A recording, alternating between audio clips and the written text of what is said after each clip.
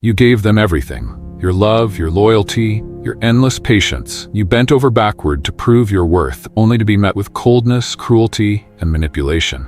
They twisted your kindness into weakness, fed off your insecurities, and kept you trapped in a game where the rules always changed, but the outcome never did. You lose. They win. Until one day, something inside you snapped. You stopped explaining. Stopped apologizing. Stopped trying to fix what was never meant to be whole. And in that moment, you became their worst nightmare. Because a narcissist doesn't fear losing you, they fear losing control over you. And now they can feel it slipping. At first, they'll deny it.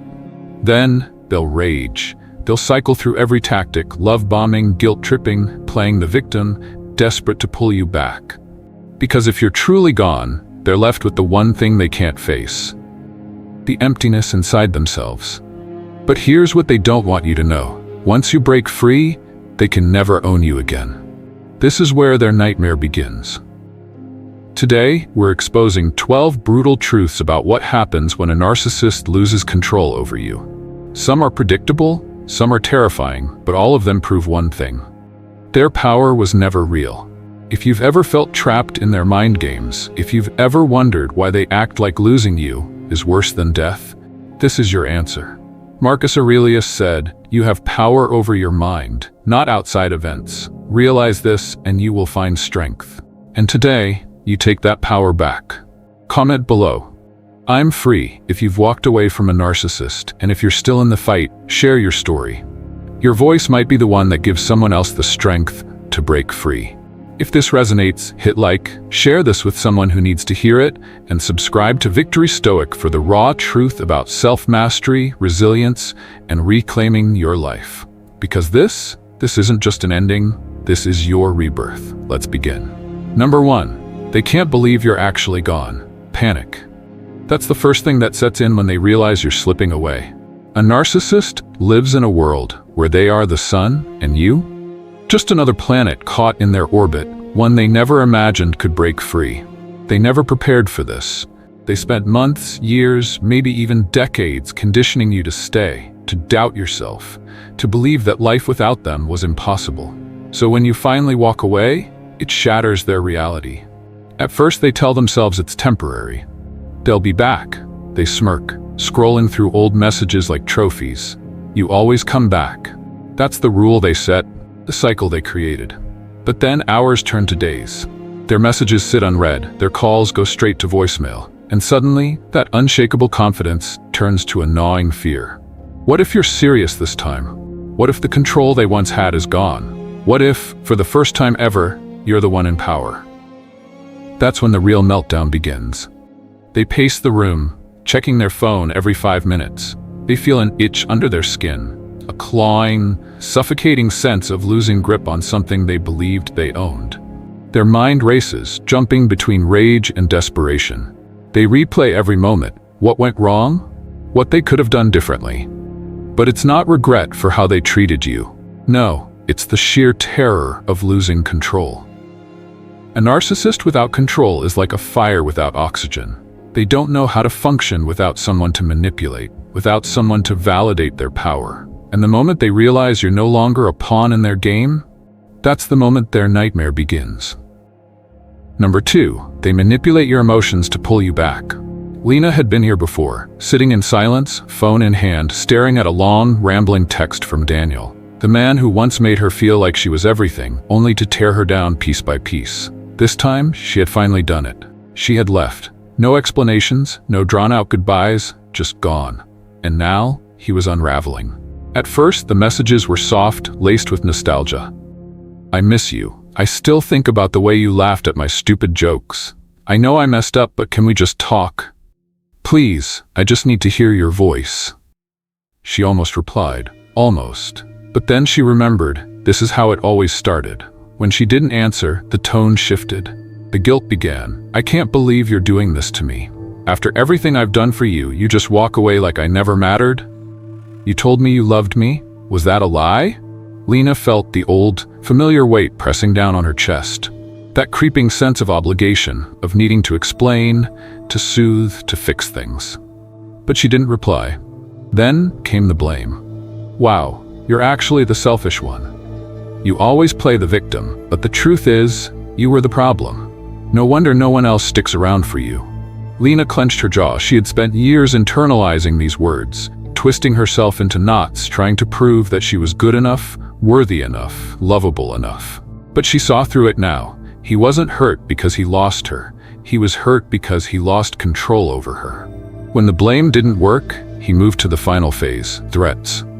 "You think you can just leave? You have no idea what I'm capable of. If you don't answer me, I'll make sure everyone knows who you really are. I swear to God, if you do this to me, you'll regret it." Lena exhaled. She knew this was coming. He was throwing everything at her, playing the victim, rewriting the past, making her question herself, trying to terrify her into submission. But this time, she didn't fall for it. She blocked the number. Daniel didn't love her. He didn't miss her. He missed the control, the power, the ability to push her buttons and get the reaction he wanted. This wasn't heartbreak. This was desperation. And Lena, she was finally free. Number 3, they will explode in rage. The moment a narcissist realizes they can no longer manipulate you, their entire persona shatters. The charm, the sweet words, the fake remorse, it all disappears, replaced by pure, unfiltered rage. They are no longer trying to pull you back with kindness or guilt. Now their only goal is punishment. Jake had seen this side of Melissa before, but never like this. In the past, when she didn't get her way, she would sulk, throw sarcastic jabs, or guilt trip him until he apologized for something he hadn't even done. But this time, she knew it was different. He wasn't arguing back. He wasn't explaining himself. He wasn't engaging in the game she had played for years. He was done. And that drove her insane. First, she screamed.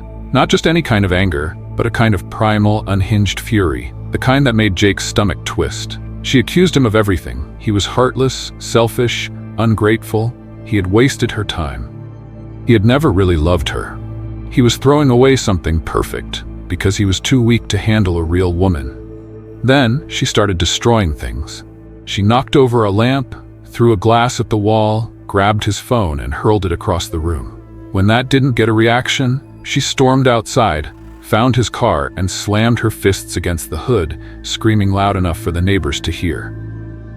But Jake knew what this was. This wasn't heartbreak. This was loss of control. Melissa wasn't devastated because she loved him. She was furious because she couldn't control him anymore. Her words weren't real. They were weapons meant to break his resolve, to force a reaction, to make him feel guilty, scared, or ashamed. And when rage didn't work, she went further. She threatened him. "You think you can just walk away from me? You're gonna regret this. I'll ruin your life. Everyone's gonna know what kind of a person you really are." The words dripped with venom, designed to instill fear. She wanted him to believe that leaving her would come at a cost. Jake had seen her turn on people before, exes, friends, even family. Whenever someone set a boundary with her, she turned them into the villain. She spread lies, twisted stories, made herself the victim. He knew that as soon as he walked away, she would start rewriting history, making sure that she was the one who had been wronged. But this time, Jake didn't let the rage consume him. He didn't defend himself. He didn't apologize. He didn't beg for peace. He simply turned, walked away, and left her screaming into the void. And for the first time, she realized something far worse than losing him. Losing the ability to control him. Number 4, they smear your name to protect their ego. The moment a narcissist realizes they can no longer control you, they face a terrifying reality. One where they are no longer the center of your world. To them, this isn't just rejection, it's humiliation. And a narcissist would rather rewrite the story than accept that they were the problem. So they do what they do best. They launch a smear campaign. Laura had spent years by Evan's side, enduring his subtle put-downs, his gaslighting, his ability to twist every argument until she was the one apologizing. She thought leaving would bring her peace. But what she didn't expect was the war that followed. At first, Evan played the victim. He told mutual friends, co-workers, and even his family that Laura had abandoned him after everything he had done for her. He painted himself as a heartbroken man who had given her the world only to be betrayed.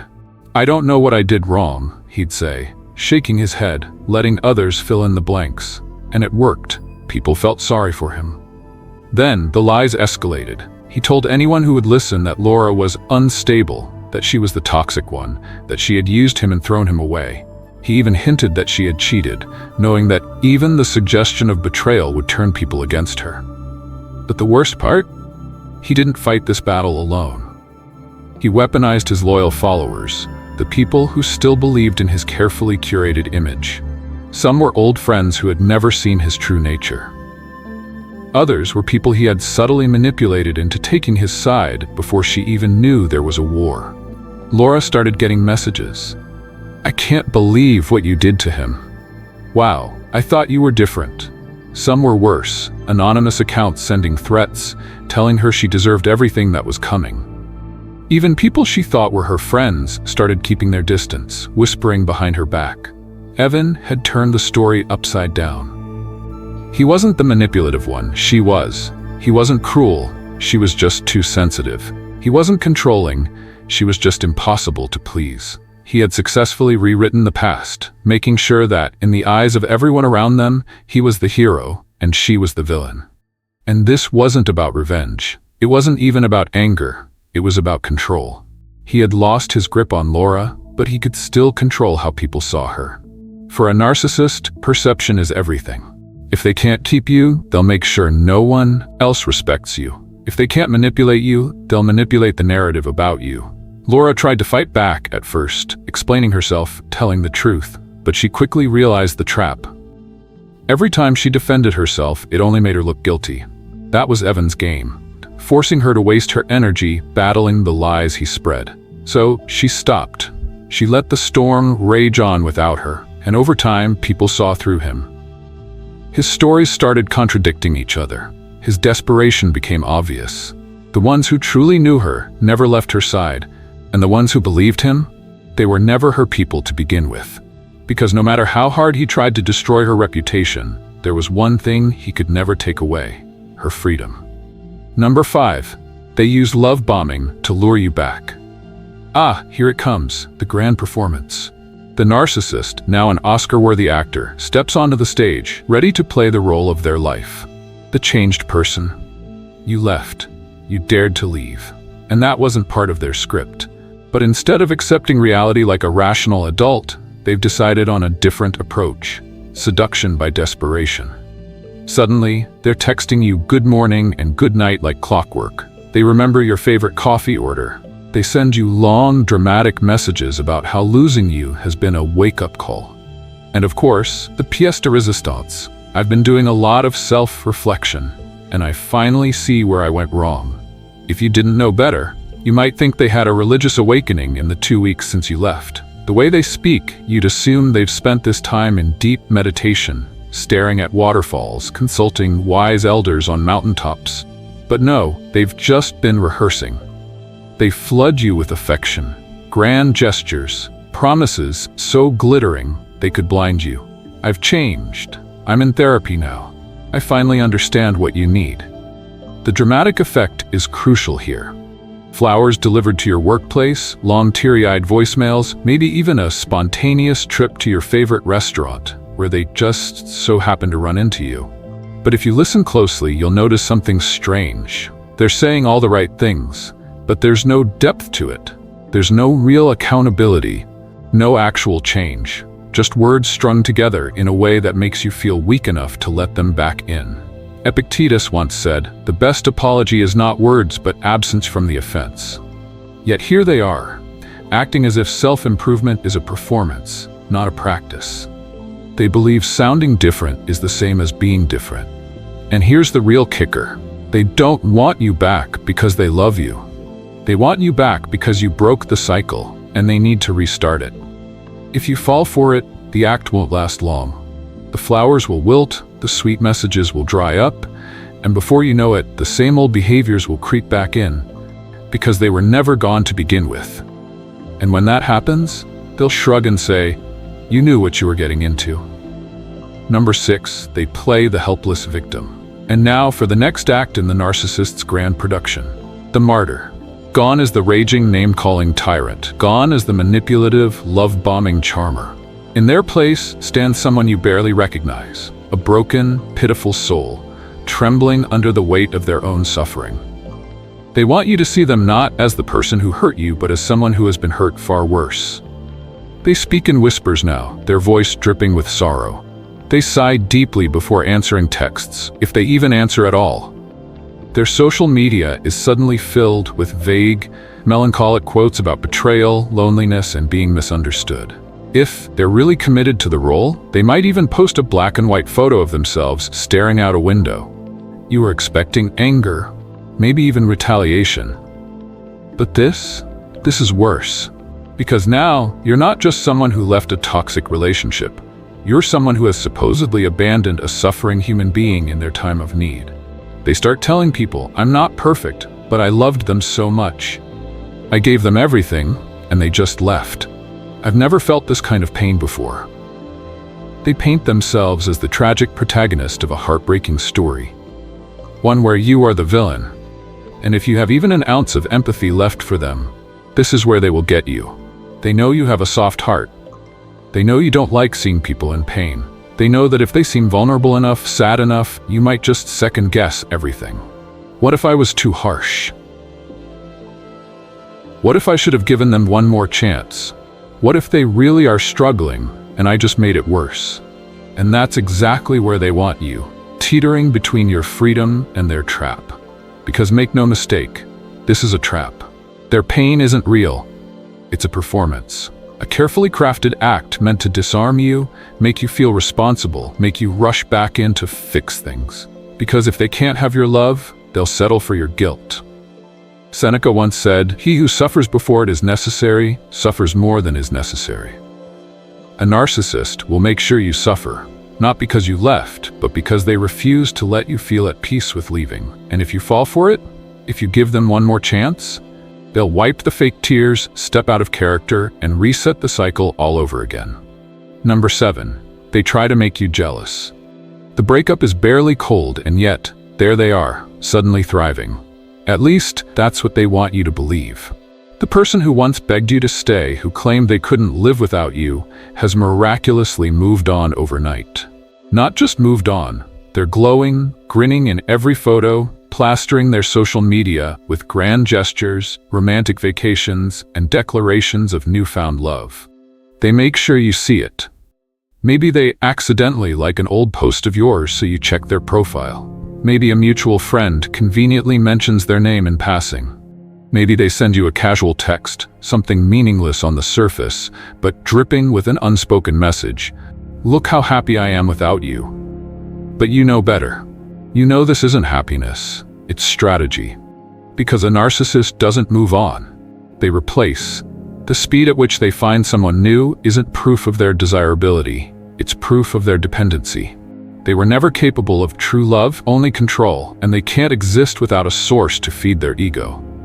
The grand romantic gestures, the declarations of love, the over-the-top displays, none of it is for their new partner. It's for you. They need you to see it. They need you to feel it. They need you to question if maybe, just maybe, you are the problem. Because if they can plant that seed of doubt, if they can make you wonder, why weren't they this affectionate with me? Or maybe I overreacted? Then they've already won. But what you're seeing isn't love. It's a performance. A carefully crafted illusion designed to do one thing, hurt you enough to make you come back. Because if they can make you jealous, they can pull you back into the cycle. They can make you compete, make you crave the attention they once withheld, make you feel like you lost something valuable, when in reality, you just escaped something toxic. And the person in their arms now, they're not special. They're not different, they're just next. Another unsuspecting victim being love-bombed into submission, believing they've found something rare, when in truth, they've only inherited your battle. The same cycle, the same manipulation, the same inevitable destruction. Marcus Aurelius once said, "The happiness of your life depends upon the quality of your thoughts." If you let yourself believe their illusion, you suffer. But if you see it for what it is, a desperate attempt to make you question your worth, you walk away with your power intact. Because real happiness doesn't need an audience. And the fact that they need you to see theirs is proof they don't actually have it. Number 8. They create drama to pull you back in. A narcissist thrives on chaos. To them, drama is like oxygen. Without it, they suffocate. So when you leave and refuse to engage, when you don't beg, don't argue, don't even acknowledge their existence, some terrifying happens. They start to feel powerless. And a narcissist without power is a desperate, dangerous thing. That's when the theatrics begin. Suddenly there's a crisis, a scandal, a massive betrayal, all conveniently timed to demand your attention.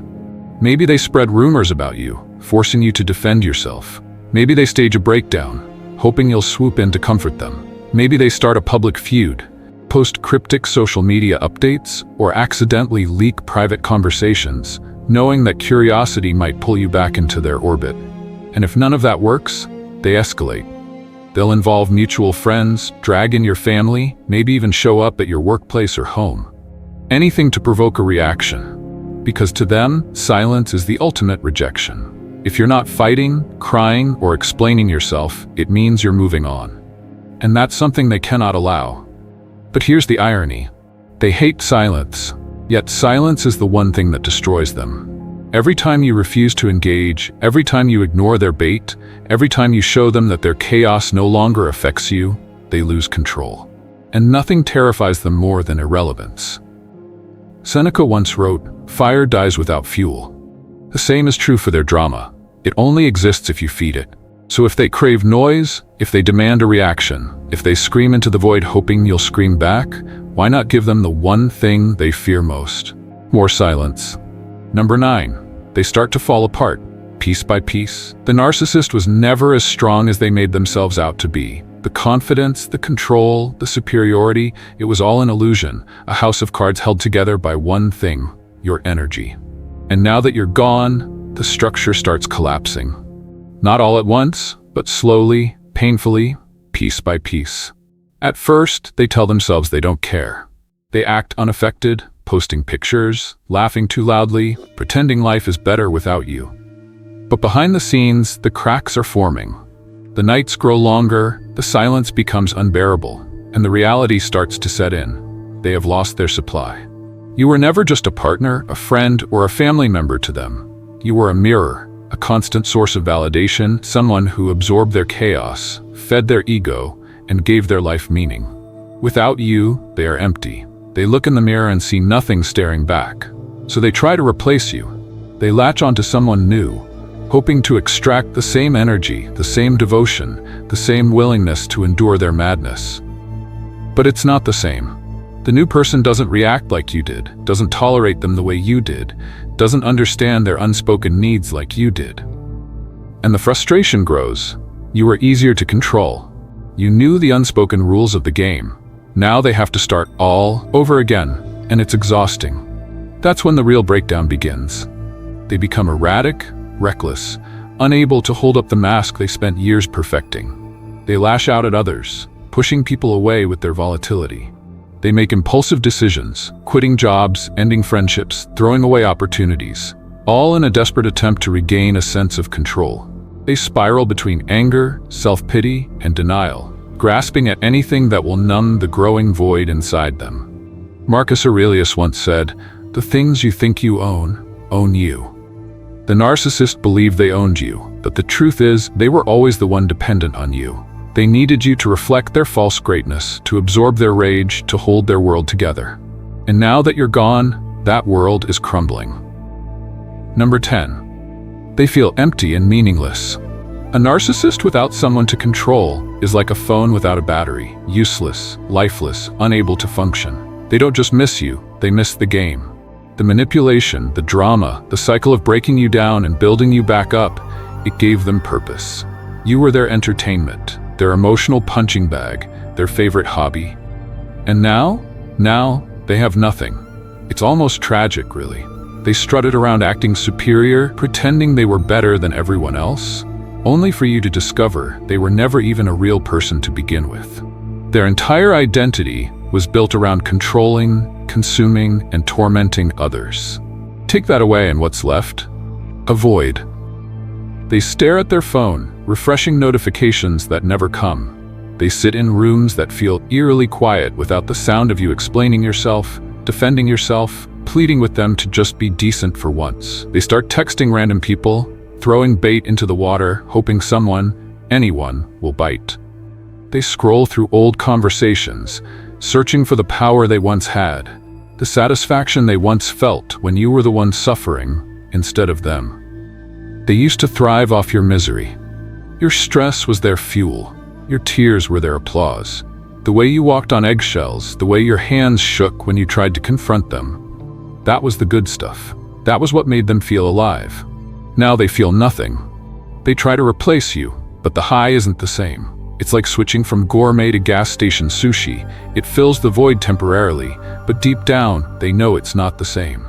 The new person isn't as invested, doesn't react as emotionally, doesn't give them that sweet, sweet validation of watching someone slowly unravel under their control. Epictetus once said, "No man is free who is not master of himself." And the narcissist? They were never free. Their entire existence revolved around controlling you, and now that they can't, they're left with nothing but the terrifying realization that they don't actually know who they are. So they spiral. They create chaos just to feel something. They lash out at the wrong people, push away the few who still tolerate them, self-destruct in ways big and small. Because deep down, beneath all the arrogance, all the posturing, all the mind games, they are empty. And for the first time, they have to sit with that emptiness alone. Number 11. They watch you from afar. You might think it's over, that they've finally moved on, found a new target, and erased you from their mind. That they've stopped thinking about you the way you've stopped thinking about them. But here's the thing, narcissists don't let go. They don't forget. They don't move on. Not really. Instead, they lurk. They don't want you back, at least not in the way a normal person misses someone they loved. They just can't stand the idea that you exist outside of their control, that you're living, breathing, smiling without them. So they watch. They scroll through your social media, analyzing every post, every caption, every photo. They check your stories from fake accounts, hoping to catch a glimpse of your new life. They interrogate mutual friends, fishing for updates. So, how are they doing? Have they mentioned me? They pretend it's just curiosity. But you know better. They need to know. Because the thought of you being happy without them? Unacceptable. You were supposed to be broken, mourning, lost without them. You were supposed to be sitting in the dark, replaying memories, regretting your decision to walk away. You weren't supposed to be thriving, but here you are, glowing. And it kills them. They try to convince themselves you're faking it. That the joy on your face is staged, that your new life is just a desperate attempt to make them jealous. But no matter how much they lie to themselves, they can't deny what they see. You are better without them. And that realization, it eats them alive. Seneca once wrote, "The greatest revenge is not to be like your enemy." And nothing is more infuriating to a narcissist than realizing they no longer affect you. So let them watch, let them stalk, let them wonder. Let them sit in the shadows while you live, because while they're obsessing over your happiness, you're too busy being happy to even notice. Number 12. They realize you're stronger than they thought. This was never supposed to happen. You were never supposed to walk away, never supposed to outgrow them, never supposed to win. They spent months, years, maybe even decades making sure you believed you couldn't survive without them. They fed you lies, chipped away at your confidence, made you question your own worth. Because as long as you doubted yourself, they held the power. But now, that power is gone, and they are shocked. At first they told themselves you'd come crawling back, that you were just being dramatic, that you'd miss them eventually, that you'd break down and realize how much you needed them. They thought your silence was temporary, that your strength was just an act. But time passed and you didn't return. And now? They see it, the unthinkable truth. You were never weak, you were never dependent on them, they were dependent on you. You were the source of their validation, their control, their entire sense of self-worth. And without you, they're nothing. The realization stings, it gnaws at them. Because if you were strong enough to leave, strong enough to heal, strong enough to move on, it means they never really broke you. And that's why they will never forget you. You're the one that got away, the one who figured them out, who escaped their web, who left them standing there, powerless. You are living proof that they were never as all-powerful as they pretended to be. And that that is something they will carry with them forever. Marcus Aurelius once wrote, "The best revenge is to be unlike him who performed the injury." And nothing haunts a narcissist more than knowing you became everything they told you that you couldn't be. Closing. They will rage, they will beg, they will scheme, manipulate, and create chaos. But in the end, none of it will change the simple, undeniable truth. You are gone, and they have lost everything. You see, they never truly cared about you as a person, only about the control they had over you. You weren't their partner, their friend, or their family. You were a resource, a tool, a mirror that reflected back the image they wanted to see. And now that mirror is shattered. Without you, they are forced to face what they've been running from their entire lives: their own emptiness. The terrifying reality that without someone to manipulate, someone to control, someone to feed their ego, they are nothing. They might try to replace you, but it won't be the same. They might try to destroy you, but you are no longer within reach. They might try to rewrite the past, but the truth will always remain. And the truth is this: you were never weak. They were never strong, and their power only existed because you gave it to them. Marcus Aurelius once wrote, "You have power over your mind, not outside events." Realize this, and you will find strength. And that is what they will never understand. Real power doesn't come from controlling others. It comes from mastering yourself. So if you've broken free from a narcissist, if you've taken back your power, if you have refused to let someone else define your worth, comment "I took back my power" below. Your story might be the one that gives someone else the strength to escape. And if you want more unfiltered truth on self-mastery, resilience, and reclaiming your life, like, share, and subscribe to Victory STOIC, because knowledge is power. And power is freedom.